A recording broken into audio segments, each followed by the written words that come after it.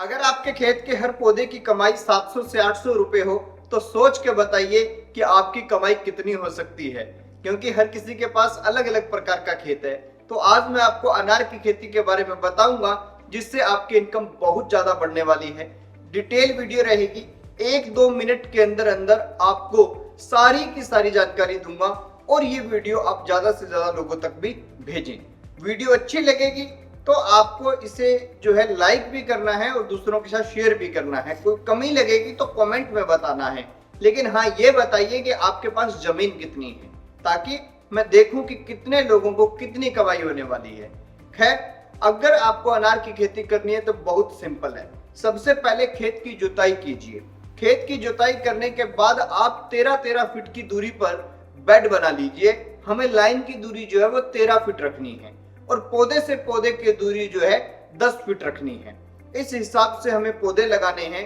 और पौधों की जो वैरायटी है, अभी भगवा वैरायटी अच्छी चल रही है तो आप भगवा वैरायटी लगा सकते हैं। इसके अलावा जो वैरायटी आपको अच्छी लगे, आपके एरिया में जिसके बाग लगे हों, वो भी आप चूज कर सकते हैं।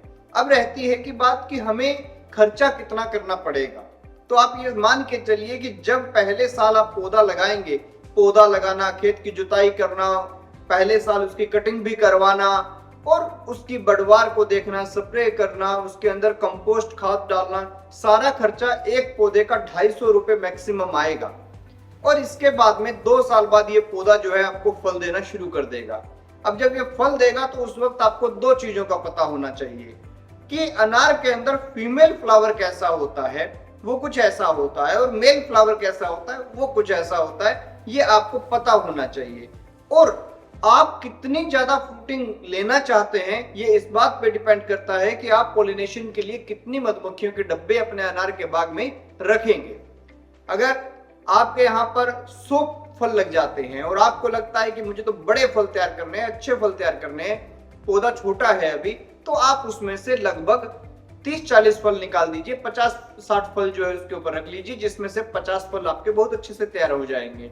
क्योंकि अनार के पौधे जो होते हैं छोटे होते हैं, उस वक्त इनकी कैपेसिटी 50 फल की होती है, लेकिन जब ये बहुत बड़े हो जाते हैं तब इनकी कैपेसिटी 300 फल तक चली जाती है। वो आपको पौधे के साइज के हिसाब से तय करना है। अब रही बात कि आप लोगों को पौधा लगाने के बाद में जब इसे सेल करना है, फ्रूट को, या इसकी हार्वेस्टिंग करनी है, तब किन बातों का ध्यान रखना है। एक तो ये मान के चलिए कि जिस दिन फूल लगेगा और जिस दिन फल बनेगा, वो पूरा का पूरा प्रोसेस 2 महीने का होता है। लगाने का जो टाइम है वो जुलाई से सितंबर तक का होता है और फरवरी से मार्च तक का होता है। हार्वेस्टिंग का जो टाइम है वो 15 नवंबर से शुरू हो जाता है। फल के हिसाब से, मार्केट के हिसाब से आप उसे जो है कभी भी तोड़ सकते हैं। हाँ, जब फल ऊपर हो उस वक्त में ज्यादा पानी ना पहुंचे, लेकिन पौधों को जो है नमी मिलती रहे, तो उसके लिए आपको ड्रिप का पूरा इस्तेमाल करना है। और याद रखें कि आपका फल लगभग 70 से 80 रुपए किलो बिक जाएगा।